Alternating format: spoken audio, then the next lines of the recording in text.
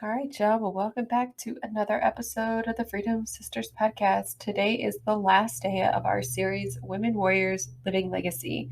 And today we close out this series with a post 9/11 veteran who has served over 20 years, and she is actually getting ready to leave the Navy for the next chapter of her life. And I just love so much what she says about leadership in this conversation, how that just because we serve doesn't mean that the human elements of who we are go away. We've all experienced our own set of circumstances before we even put on the uniform.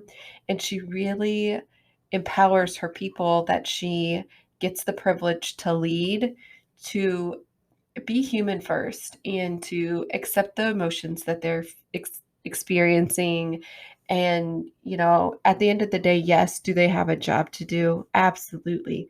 But she cares so deeply about the person behind that rank, the person behind the uniform, that is absolutely imperative to make sure that they know they're valued for who they are. And I just think that is an incredible form of leadership. And there's so much energy with talking with Natasha Swartley today that you're just going to leave this conversation motivated, y'all. I can promise you that. So I am really excited to introduce to y'all Natasha Swartley, who served for 20 years in the United States Navy as an aviation ordnance specialist. And she has a really incredible story about the USS Ronald Reagan and a few other fun little memories she shares. And what I am looking forward to most for her journey is what she is doing after the uniform, and that's to work in the parks, and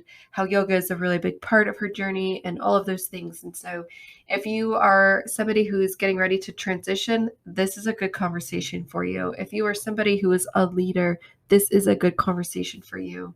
And at the end of the day, we're here to celebrate our sisters on all gamuts of where they are in their story. And she is just at the cusp of transition from uniform, from being the only thing she's known for the last 20 years, into the wild of the second journey of her life. And so this conversation's just full of joy and motivation. And I'm really excited for y'all to get to know Natasha. And yeah, so here we go. Without further ado, let's get to talking. Oops, I almost forgot one thing. Real quick, just disclaimer. I do not bleep out a couple of curse words. We drop the F-bomb in this episode, and that is not typically normal. However, it is a part of being a sailor, and I just think it is too inauthentic to delete all of those out of the conversation, because it's very powerful in the way that it's used. And I just think that, we're all adults around here. So if you don't like cursing, I'd hate to lose you on this episode, but I just wanted to give that forewarning. However, that is a part of the conversation. And I just really wanted to give you guys a heads up just in case it was going to offend anybody. So here we go. Let's go into the conversation with Natasha.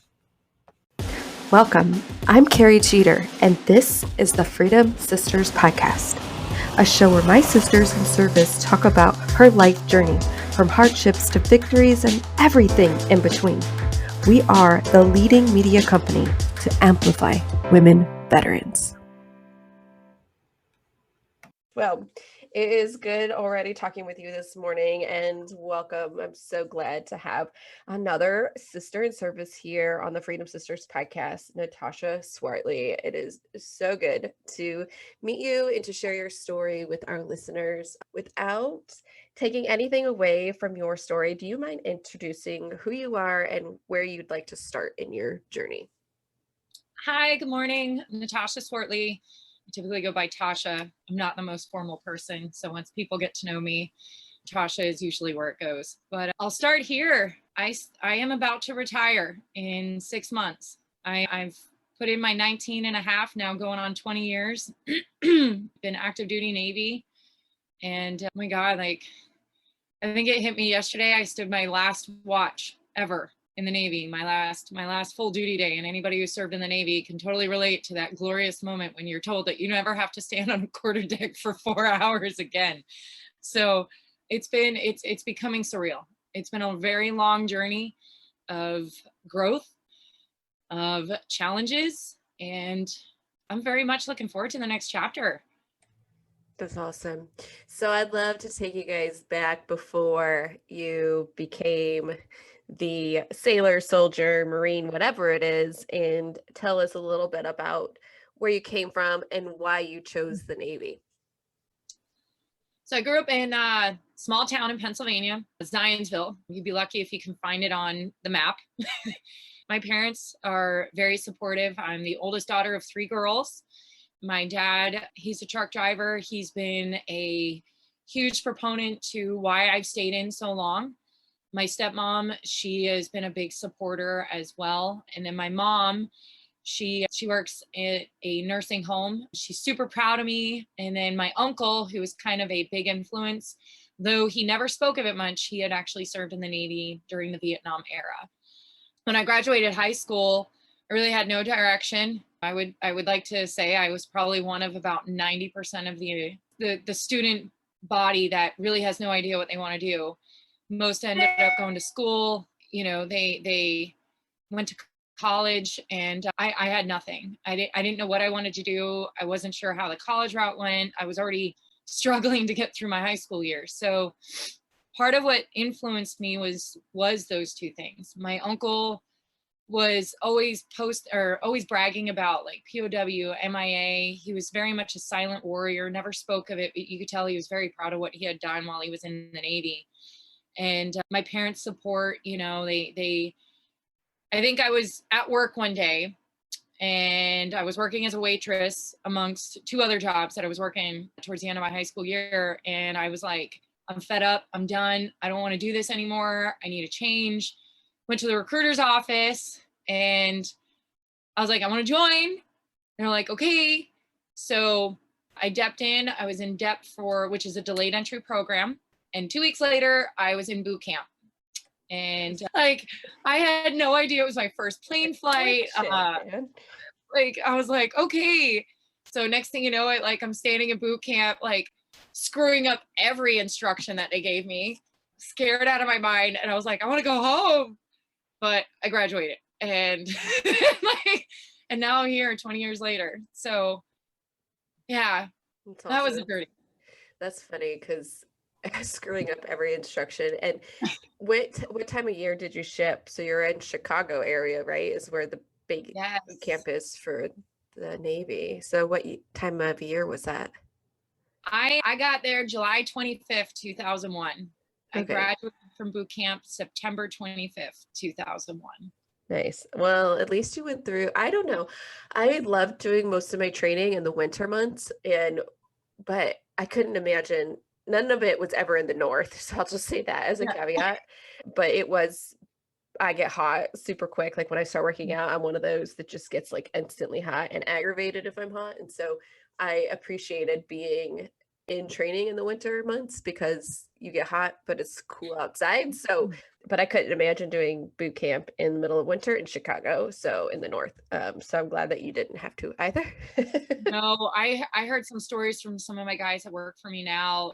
I don't know if you heard about like last winter when it was like negative 50 degrees. Yeah, no thanks. They were restricted to stay inside, but I couldn't even fathom. I mean, I grew up in the Northeast. Cool, 4 feet of snow is an easy day, but it's not Chicago. Yeah. No thanks. No, that's awesome. What do you do? What have you been doing? And congratulations, yesterday is your last full day of watch. That's really an exciting milestone. And I'm, like you said, I'm sure it's so surreal after so long in service. So can you tell us what you've been doing and how many sailors, sorry, I like to say soldiers a lot because that's just my thing, but how many sailors were you in charge of and things like that? What did you do specifically for the Navy? So over the course of my career, so I started off, so I reported to a pre-commissioned unit. So we abbreviate that to PCU, Ronald Reagan. We better know her as USS Ronald Reagan. She's an aircraft carrier. At the time, she was still in construction, so my duties there were to assist in the shipbuilding procedures, as well as my primary job. Actually, let me back time it. My primary job in the Navy is titled Aviation Ordnance. So what I do for the Navy is actually aviation weaponry. So I'm a specialist in all things that go boom. So when I reported to PC Ronald Reagan, although my specialty is ordnance, my duties there were to assist in the shipbuilding procedures to get a carrier into the fleet, which is unique billet. Very few people have the opportunity to commission a carrier. So by my duties there, I became what they call a plank owner. There's only ever about 11 carriers in service, so very few people actually earn that title. So there was a lot of milestones reached at that duty station. So I helped build and commission a carrier to the fleet. So I was there from 01 to 2005. And 2005, well, I reenlisted in 2004. 2005, I transferred to go to a helicopter command. By then I was an E5. And so this is my first real duty where I was actually deployed to a war zone. I was working with a command called HS6, Helicopter Anti-Submarine Squadron 6. Our primary duties were to do search and rescue and submarine search. So while there, I was deployed to the Gulf in 2005 on board carrier USS Nimitz. And I was only at this command for 2 years. So I was in the Gulf. 2005, came back, did some land type detachments, and transferred to a recruiting command in 2007. So I went back home to Pennsylvania, did 3-year tour of recruiting. So I'm back in my roots, bringing people in, trying to get them to see that this lifestyle is actually pretty awesome. Found some success there. I'm still in touch with some of the guys and gals that I put in the Navy. Not all have stayed in, but I'm super proud of the choices that they made and the successes they found in and out of service. In 2010, I transferred to Virginia. I'm now an E6, so in the Navy, we call it an AO1. I went to an F-18 command. I got What's an FAT? What's an F-18? F-18 is a fighter jet. Okay. So they have actually in 2018, they decommissioned the Hornet, which was, so we have two types of fighter aircraft at the time. We had F-18 Hornets and F-18 Super Hornets. The Hornets are gone. They've been in service since the early 80s. Super Hornet. Yes, the super. Yes. I thought you said F-A-T, like fat. So that's why I 18. My bad. Okay, no, it's totally fine. I wanted to clarify. That's awesome. So fighter jets. So you went there. Mm-hmm. So in an AO's career, this is what I like to define as like a make or break. It is very tough duties. It's very tough work. It's fast pace, high pressure, very demanding. So I was immediately flown out to Bahrain to meet USS Eisenhower, with whom we were deployed. And then we had what we call a double pump deployment in 2012 to 13. So I had 2 months home between 2 7-month deployments between 12 and 13, and then multiple land detachments to various states across the nation in support of training efforts. So when I left there, I went to San Diego in 2015 to do a shore-based duty where I was working with transient personnel. So my duties there were to move people in and out of the fleet. So it required me connecting with well over 50 commands across the globe to move sailors all over the globe to meet their parent commands or in their separation processes. In 2017, I was promoted to Chief Petty Officer, which is an E7 across the DoD, but it's a huge deal in the Navy. It's a very unique milestone. Very few people actually have the opportunity to make chief, so it was a huge surprise. And I was immediately transferred to USS Carl Vinson, which is another aircraft carrier located here in San Diego. A week after I got there, we deployed, and I stayed deployed for nearly the entire year of 2018. Did some work off the coast of China, Hawaii. We were engaged in what we call a Rim of the Pacific, where in Hawaii, where we coordinate with 25 other countries to do wartime games and unite. as a unified front. It's quite an emotional experience. And then relocated up to Washington, where we did a nearly 2-year overhaul to integrate a new system on the carrier to support the new aircraft, F-35s. We're going to be the first carrier in the entire nation to support the newest aircraft of the fleet. So that's where I'm at now, where I'm getting ready to roll out of and retire from. That's awesome. What carrier is that? USS Carl Vinson, so CVN 70. Awesome. That was so cool. What a wild and amazing journey you have had. And I love how each place you're like pulling out all the amazing, milestones of what each of them, how it's impacted you, but greater, how it's impacted the Navy.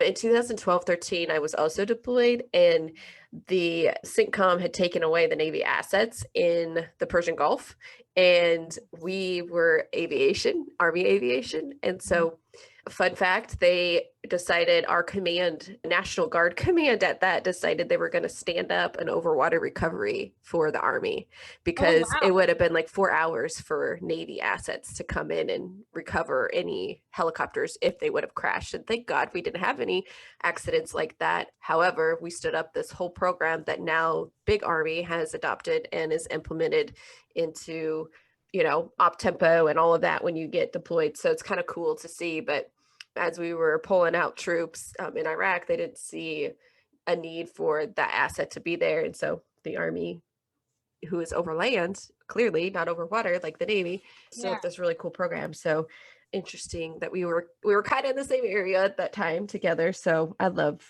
how that kind of works out. As you're talking, like, I'm just really curious, like, of all of those things, what are you most proud of for your service that you were able to achieve? Oh God. So can I take, it might be a little while. This is your story, girlfriend. So over the period of time that I've been in, if there's anything that I'm most proud of, and I being a sister, it's one thing, but being a woman in the Navy and the milestones, being a woman in what we call a winter rating. So winter is women in non-traditional ratings. Okay. So what I'm totally most proud of is having served in a capacity that few have. So when I came in 2001, little history here, in the Navy, women had been serving in the Navy, but women had not been serving at sea until 1993. So in 2001, when I was at PCU Ronald Reagan, we were the very first naval vessel to be built, commissioned, and stocked. Well, not deployed, no. The Eisenhower was the first ship to deploy with women at sea, but we were the first ship to actually have women assigned to the ship prior to its actual commissioning. And a lot of the women that I had served for there, they've since either retired or about to retire. And, they've been in many years prior to that, when I came in. So I had no idea that I was a part of a historical marker. And since then, even in 2005, when I wanted to go to a helicopter command, I wanted to go to one that went on to destroyers or frigates, which are much smaller vessels. But at the time, they weren't allowing enlisted women to serve on those ships because they didn't have the berthing capacity. Now, fast forward, and women in the Navy can apply to go be a Navy SEAL, which didn't happen then. Women are serving on subs.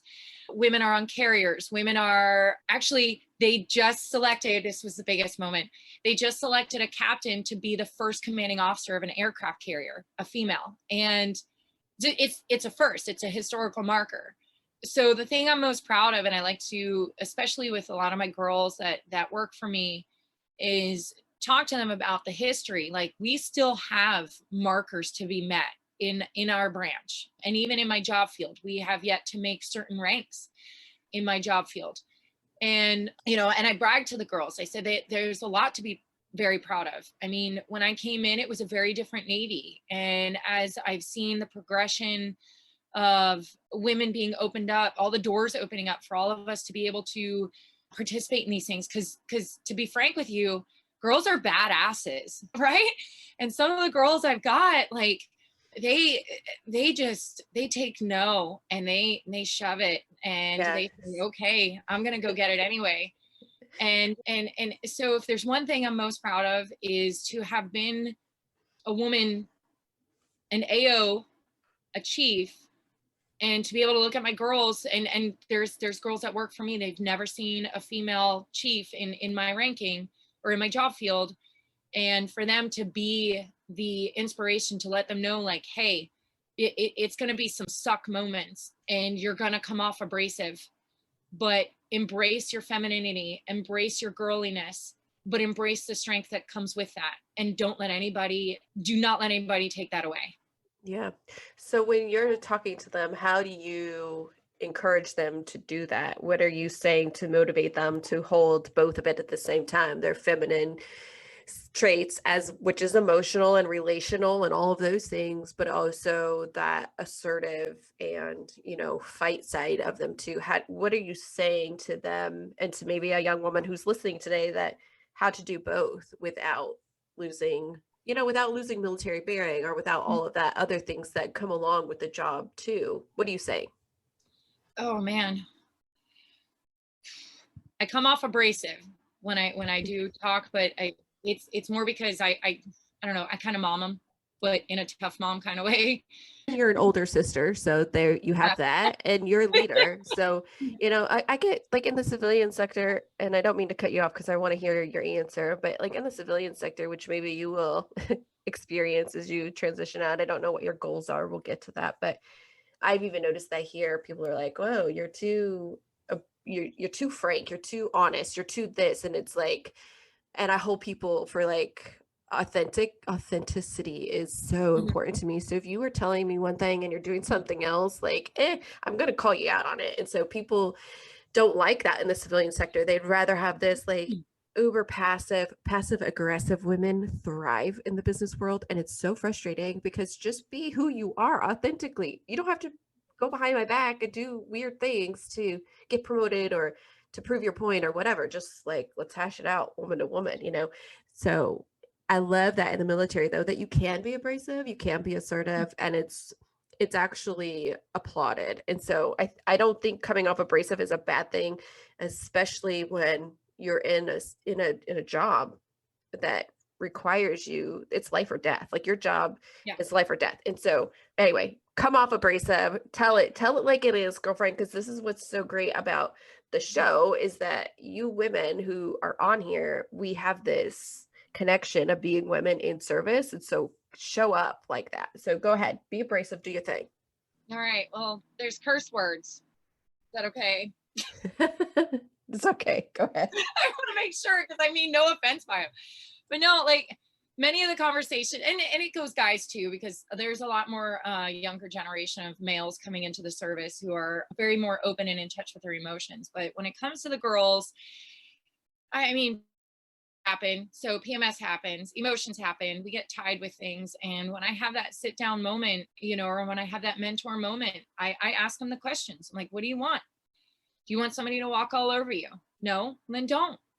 If you don't want somebody to treat you like a piece of shit, don't. Get to know your job, get in the books, know what is expected of you, but stand your ground, because every single one of these people are going to challenge you in every factor that you can possibly think of. Stand your ground. If you feel secure, if you want to put the makeup on, keep it professional. Don't draw attention to yourself. Not in the way that it's going to draw negativity, but I want you to be respected. You deserve the respect. I want you to be seen for the woman that you truly are when you hold your ground and the confidence you radiate. When you get scared, do it anyway. And in those moments of insecurities, come get me. I'm here, because I give no fucks. Like, I have seen it all. I don't let somebody stand me down. And if I'm wrong, I admit I'm wrong. And I want you to do the same. Again, going back to, you're not going to know it all, but there's true strength in women, and the true strength will radiate when strong women pull together. That's a fact. So get with your girlfriends. The moment you start to pull away is the moment that you need to get tighter, and reach out to the girls.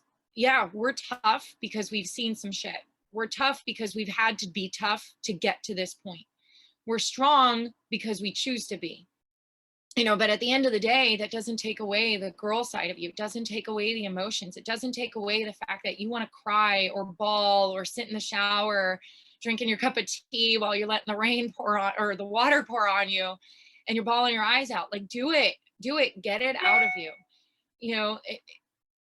Let these things happen. Let the emotions happen. Don't lose sight of the true girl that you are inside, but don't lead by the woman that you desire to be in your home.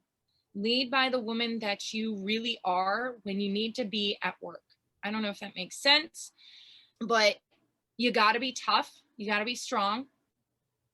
And don't let these fuckers walk all over you. Period. Don't let them walk all over you. Know your shit and go for it. And when they tell you you can't, you respond with, Roger that, I will. Yes, sir. And but show them otherwise. Totally. What is the most girly thing about you? I like to dress in pinup dresses. Yeah, that's cool. I forgot. I read that, but I forgot that asking you that question. Okay, and so then on the other side of that, what is the most badass thing about you? I am an ultra distance runner. That's cool. Whoa, that's a lot. It takes a lot of commitment and strength and really knowing your body, like man or woman. So that's great. Mm-hmm.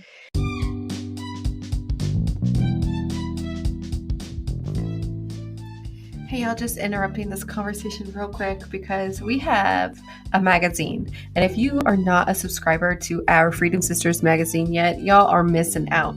In March, we released the 3rd issue, and that includes the Eleanor Otto, Rosie the Riveter feature and beautiful cover. So I encourage y'all, if you haven't checked us out yet and you are not subscribed to this magazine and you are a woman who served in the military, you need this in your life. I promise you. We have 30 writers that represent every branch of service. And y'all, collectively, we have over 272 years of expertise of serving this country. And it's just a really incredible way to interact and connect with our sisterhood. So go to www.freedomsisters.com and you will find the magazine. You hit on a couple of things, like push through the challenges, stand your ground, and really I'm hearing like there's peaks and valleys. There's the mountaintops and then there's the valleys that you have to go through to get to those mountaintops. But in these challenges, do like God ever show up for you? Do you have a faith? Do you lean on that at all? Or is this all just like intestinal fortitude and looking at what is right and what is wrong and driving through? Like, how do you get through those challenges to see the mountaintops? So I've never been one for faith. Only recently have I really begun to start like a yoga practice. I'm really starting to dive deep into yoga and its beliefs, and that's only within the last year.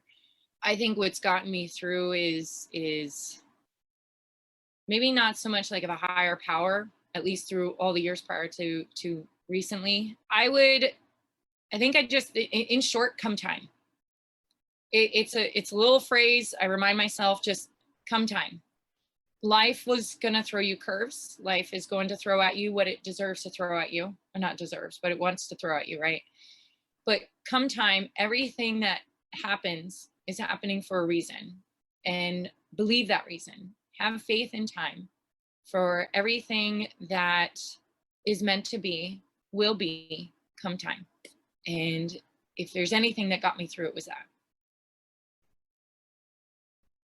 Yeah, that's good. I actually, my whole sleeve on my left side, which I noticed you have a Powerpuff Girl. So awesome. All 3 of them? You have all 3 of them? I got all 3 Mojo Jojos in there.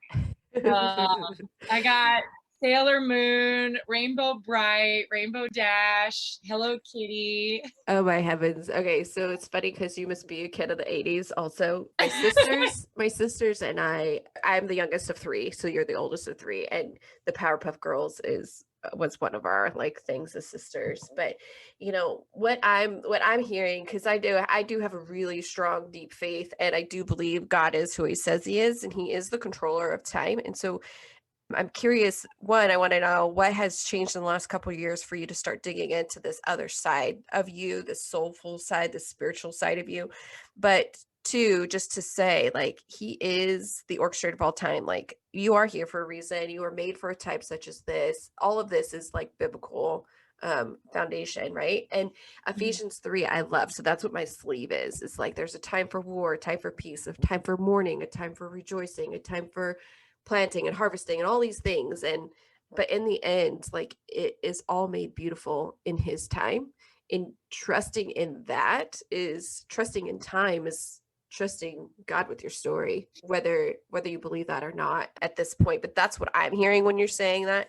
And I just love to have open dialogue about different points of view and faith and all of that here on the podcast too, because the way to get to that, knowing who you are, knowing the higher power, the greater good, who God is, oh my gosh, it just left me what the Native Americans call God. I don't even know, so I'm not even going to try. Yeah.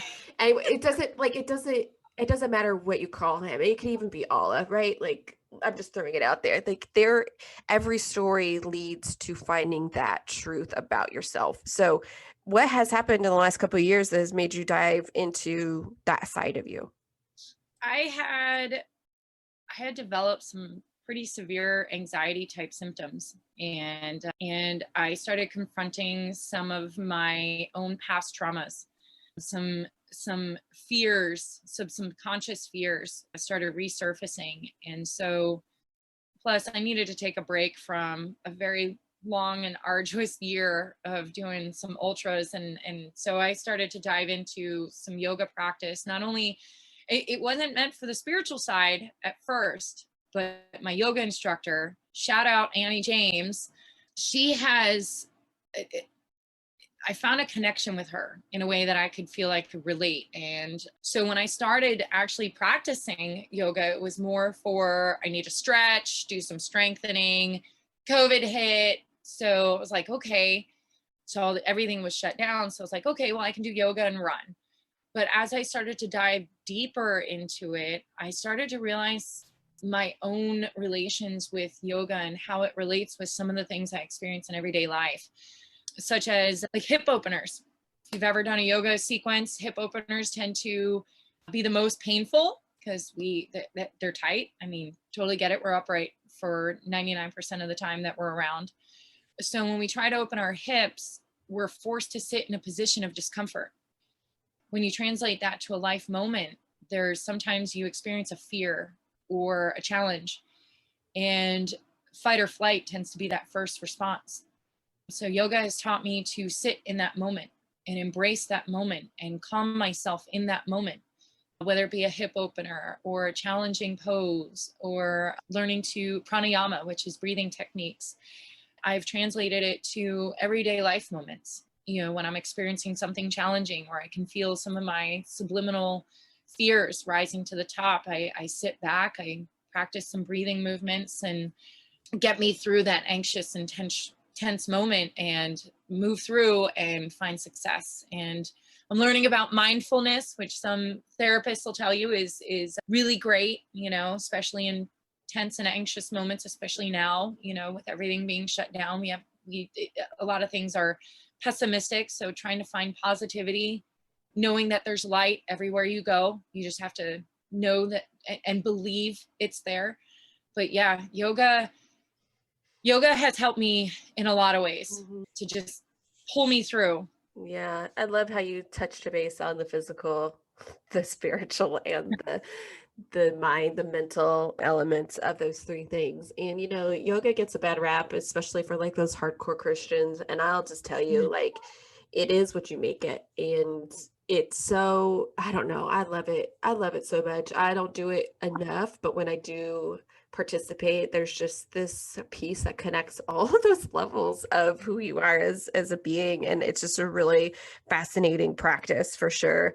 I love also how you said it forces you to sit in it. And that's something that I think a lot of us, and one of the reasons I started the podcast, it's really hard. We want to mask, we want to just push, we just want to like go around, go over, go under, not deal with the trauma or not deal with the hard experience. And it doesn't have to be crazy trauma. It could just be a hardship that you experienced. Doesn't have to necessarily be like the darkest form of trauma. But when you can just like sit in that and like go through the tunnel, right? You said there's light everywhere, and there is, but there are also dark moments in our stories. But to go through that tunnel, to go through that area, to go through that trauma instead of avoiding it or trying to like rush through it just to get to the light again, it does something to your journey and your wisdom and all of that. So I just think that's really cool. Is there anything else that you want to add about that specifically about sitting through the trauma, going back to it and overcoming it so you can be better moving forward? Not really. I mean, if there's anything, just to get help when you need it. When, I know a lot of times, especially being a girl in the service, we tend, I don't know what it's like. I can only speak for what I've experienced, but a lot of times they'll tell us, even growing up in my age, of service, they'd say, hey, don't show your emotions to anybody. If you feel your emotions start to creep up on you, excuse yourself or suck it up, is how they say it in the Navy. I'll tell you quite opposite. Like, look, hold your character for the moment you're in, take your breath, and then go find yourself a peaceful place to release your emotions. So it's not me telling you to suck it up. It's me telling you, just hold your moment, stay steady. But when you get that free time, you deserve the peaceful and privacy to just let your emotions release. But when it starts to get dark, get help, especially from another sister. We've been there. Reach out to your girlfriends. It doesn't matter what branch. We all understand each other. Mm-hmm. So. 100%. And in the Army, it's the same thing. Suck it up. Don't break your military bearing is the biggest. And I there's some of that I believe to be true, because there's stressors, and what are you capable of in a crisis? Like, are you just going to crumble, or are you able to hold yourself, be steady, be strong, be that calm in the storm for others around you? Because if the leader is chaotic and stressful, the workers and the soldiers and all of that are going to be chaotic and stressful. But if the leader is calm and strong in the storm, like, that's like an anchor, right? And so, but that leader needs to have a release too. Everybody needs to have a release. So I actually really love what you say, like, take that moment, find that peace in the situation, and connect with people. That's the biggest part. And I think if anything the pandemic has taught us is like connection is really important. But outside of service, like, coming together with women veterans is the most electrifying and solidifying joy I think that I have experienced this side of heaven, because there's this really cool commonality within all of us that it's just a knowing. I mean, it's just this really cool space of energy. Like, we did it when nobody thought we could do it. We're mentors now to ensure that that doesn't happen to those who are coming in. And it's just this incredible strength. And I loved earlier how you also said that come together, strong women gravitate towards each other. And when you feel like you guys are separating, that's when you should be leaning in tighter, right? Yes. And so anyway, there's so much that you're just dropping, because you come from a place of wisdom and of being and teaching others how to be honest with their feelings. What inspires you to inspire others? Ooh, that's a good one. Well, thanks. Pat on my back. From a leadership perspective and from a personal perspective, I don't see, so I look at my sailors and I look at service members, right? And I don't see them as service members first. I see them as human beings first. Okay. Because prior to us ever putting that uniform on or raising a right hand or going through boot camp, we lived a life prior to all of this. We were born, we experienced emotions, we went through traumas, we went through successes. We're humans, right? We have emotions.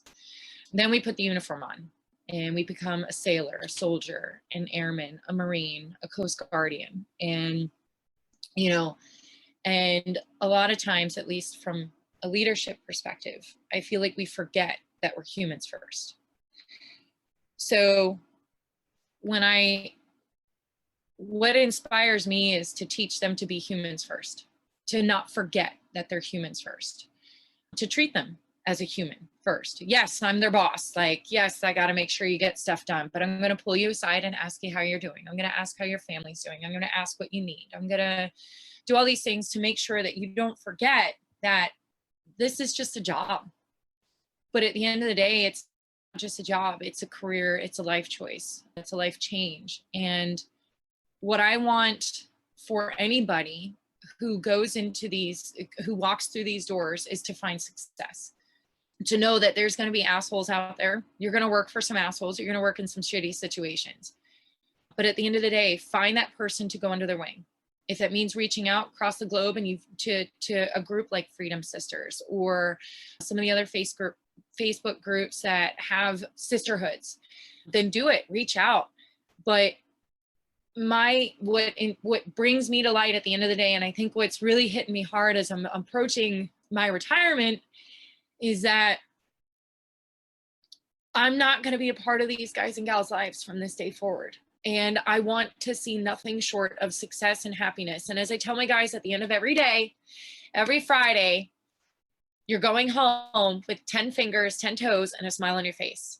That's my goal. And that's what draws me to work every single day through all the madness. If there's anything at the end of the day, so long as they go home with 10 fingers, 10 toes, and a smile on their face, and they call their families and they let them know that they're alive, they're well. And even during the midst of a deployment, you know, if we've got to call home and try to send them home, what gets me going every day is just knowing that they're alive, they're finding success, whether they decide to do 4 years, 20 years, whatever the case may be. So long as they find success and they do what they have to do to get through every day, knowing that they're supported, knowing they're doing a great thing, knowing they're not alone, but knowing at the end of the day that everything that they do, that you do, you should be so damn proud of yourself. Because so few people have the ability, the capacity, the courage to do what you do. Mm-hmm. And that's what inspires me to inspire them, to inspire everybody else, is you are courageous for everything you do. That's so beautiful. I think that you have been an extraordinary leader for your men and women as you've come up the rank, and especially achieving the rank of chief in the Navy. And that's a great success. And I feel like that's translatable to the civilian sector, whatever it is that you're wanting to do next. So carry that with you into your next chapter, and know that the impact of inspiring others doesn't leave when just because you get that DD 214, and the people that you have made connection and impact with will stick with you, and you will stick with them. Your legacy will be carried on through the way they lead others and all of that. So job well done there. And I'm just really excited for you to hear what it is that you're wanting to do this side of service. What are your goals? What is your aspirations? And I'm just so excited to stand with you in this transition to see what is going on. So where are you headed next? Oh God, I'm so excited. You should see, if y'all could see the video, she's clapping, she's excited, she's like overjoyed. Her face is just beautifully lit up. So I'm going from working in weapons where I blow shit up, right? I start school, I'm taking a semester course to be a wilderness EMT and move on to paramedic. I'd love to try and get into search and rescue type operations. So in the end, I'm going from blowing shit up to stabbing people for a living. That's awesome. They're so, I mean, do you know where you want to end up? Or you just kind of like throwing the noodle, the whole pack of spaghetti at the wall to see where you'll land? Do you care? Do you have a desire of a location? Or so I prefer to stay in the Southwest because I like where it's warm. Plus there's a lot more, I think there's a lot more opportunity for search and rescue type jobs in the mountain regions. I'm all outdoors type person. So preferably like the California, Utah, Arizona, Colorado type region is where I'd like to end up. So we'll see. It's awesome. We shall see. I want to get to Zion someday. Like that's on my bucket list. I love the imagery of that place. And so I'm really excited about all of that too. Well, sounds just so wonderful. Is there anything that we haven't talked about that you're like, I have an active listening audience and I just want to say something? It's your story. It's your hour. Oh my goodness. don't give up. Don't give up. Don't let them break you. You know, in the moments that you feel like you're falling down, get up. When somebody tells you you can't, just go do it anyway. I mean, within reason. Okay. So don't, don't, bad example. Don't go out there and, you know, drink and drive because somebody said you can't and you said you will. Please don't do that. But, you know, when it comes to goals, you know, somebody tells you, well, I don't think you're capable of doing that. Okay. Watch me, bitch. We're going to do this. You know, just go. Life is short. Do what you can to experience it all. People are going to advise you to do things that they think are in your best interest for your life choices, for your career destinations, for your life destinations. Follow your heart. If there's anything I learned over the years, I've had a lot of advice given to me about what I should be doing, where I should go. But at the end of the day, I sat back and I listened to my heart. There have been struggling moments, but my heart led me to where I'm at today. And I recommend or advise, I don't know what you want to say, suggest, listen to your heart, because it really knows what's best for you. Your mind is going to tell you otherwise. The fears are going to come out in full force, but listen to your heart. Follow your dreams and don't let people judge you. Don't let them judge their own. They have no right to judge you. They can sit there and they can make judgments, but make the decisions on your own. I live in a camper. I got judged for it. And right behind me is what you see. It's home and I love it. Just follow your heart, follow your dreams and go. Just go with it and live it up. Yeah, we talked about this before we recorded, but I love that you live in a camper because it's so whimsical and you're able to just get up and go where you want to go. There's so much positivity and I don't know, just joy in thinking about that I just like I said before we recorded, I'm living vicariously through you because I think it's incredible. And I love how like it's free spirited and you're not tied down to anything. And the list goes on and on and on for me. Yeah. So whatever, Yes. exactly. Just what I love about this hour we have spent together is like I am super motivated and I just hear in you and in the hope for my listeners is that, you know, they can overcome. And to hear somebody who has been through an interesting life with challenges and, you know, challenging the status quo and breaking milestones, historical markers, as you called them, in your time in service, like I am standing in confirmation that this conversation is going to provide motivation for somebody, for all who listen, to be quite frank, because you're just this joy about you and this like fire is contagious. It's very infectious. So well done on the hour-long pep talk, because it's nice to hear that sometimes, because we do talk about some really heavy stuff on this podcast, but it's nice to pepper in stories that are all just like uber motivating, and that's what this is for me today. So thank you for bringing some light and some joy and some motivation to our listeners. I have 3 final questions for you, and they're kind of rapid fire a little bit. Not sure if you're a podcast listener, but if you are, is there a podcast you would recommend others to go listen? I haven't started yet. So episode 1.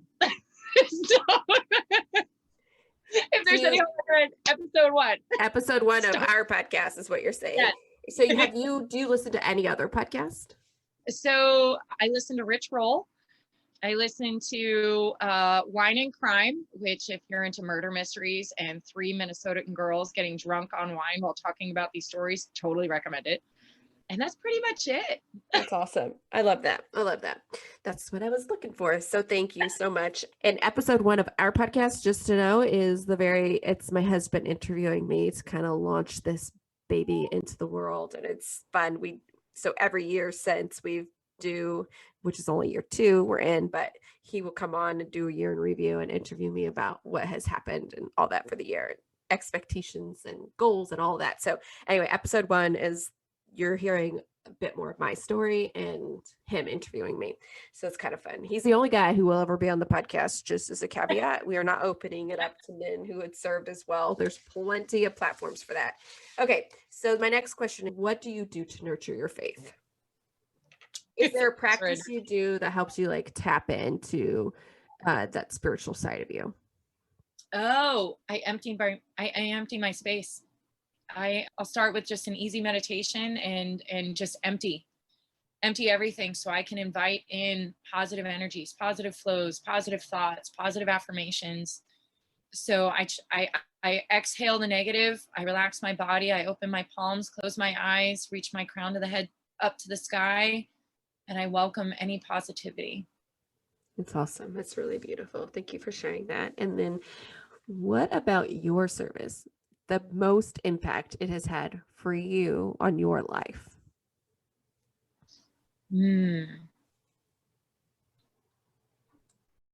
I learned that I'm much stronger than I ever thought I was. I never thought, I mean, I'm going to throw it out there. The guy I was dating in high school told me I wasn't going to graduate boot camp. So I graduated boot camp. And then I never thought I would make it past my first year in the Navy. And I'm at 20. So I learned in my own life that when faced with a challenge, I learned not to quit. Whereas a really great friend of mine has told me, and it transpired to my first ultra, he gave me a little patch that says DFQ, and it means don't fucking quit, which I haven't yet. It has been my driving force, is learning and challenging myself and learning what my barriers are. I want to know what my breaking point is. I haven't found it yet. So I have learned how truly strong not only I am, but other folks too who have seen some challenges and faced some traumas, and the experiences that I've taken away from their advice to me, their conversations, their mentorship to me, is that when you think you've hit the lowest, you really have only just begun. Yeah. So yeah. That's good. I love that. Your strength is infectious, that's for sure. And I just want to say one more time, thank you so much for your service. There's a deep appreciation for women who step into those hard roles for me personally. And I'm just so grateful for my sisters in arms. And I just want to say, 20 years of unselfish, faithful, devoted service, man, job well done. Stand in that, be proud in that. Nobody can take that away from you. You did it. You did what not everyone can do, and that's so great. So there's just this lasting contribution of your service. Like I said, your legacy of leadership is passed down, and in your sailors that you have mentored and led. So thank you so much for your service, and thank you for your time today, just being open and fun and candid. And I love that you've dropped a few F-bombs. Like, it's just perfectly sailor of you. And I'm just really thankful to get to know you. And this is just the beginning of a conversation. So I hope to tie back around with you as we continue to support you and watch you grow and help connect you with people that you might need to be connected with on post-service. So you're not alone, sister. We've got you. Although you're standing in a place of uncertainty you've never been, there's an army of amazing women out there who are ready to help guide you, lead you, support you, cheer you on. So absolutely. Thank you so much for having me. I really appreciate this time, and truly, sisters, sending you love and strength to pull through this not only pandemic, but these tough times and any tough times. Stay strong, reach out, sending you love. You are all loved, you are worthy, and you are enough. You are enough. Yeah. So awesome. Y'all, don't you just love her? I told you it was going to be highly motivational today. I think the greatest thing that I hold with me and I'm taking with me as I am continuing to lead others and mentor others and encourage women to use their voices and to also be strong, but be vulnerable in the sense that it's okay to be strong, but it's also okay to have those moments of weaknesses or what we perceive as weaknesses, aka emotions, right? And so I really liked what she said about, not telling somebody to suck it up and that they just are going to be okay, but to hold that moment, just to stay steady, to stay with it. But then when you get that free time, you deserve to have that peace and that privacy to let your emotions release. And that really just met me, and in such a place. It gave me all the feels, right? Because I think some of the things about the military that it does is like, suck it up, don't show your emotions, keep your military bearing. And there is a time and a place to hold that, to keep your military bearing. But what I love is that, you got to hold yourself steady, to be strong, to be that calm in the storm for others around you. And, military life is very chaotic, can be very stressful, but you as a leader need to be that calm in the storm. But you also deserve that opportunity to release those emotions. And I just absolutely loved what she had to say about all of that as a leader, and being vulnerable and strong, and knowing when there's a time and a place, but you absolutely deserve that time and that place to release that and to let it go and to hold that space. And so that is really one of the main things I'm taking away from this conversation. So y'all, I'd love to hang out with you a bit more, because I just love our community so much. So join us over on Instagram to continue the conversation during this week with Natasha. And thank you so much for y'all's support. So have a great week. Until next time, keep sharing your stories. If you enjoyed this show, please be sure to subscribe so you never miss an episode. Rate and review this podcast and share with your friends. Until next time, be seen, be heard, be known. Amplify Women Veterans.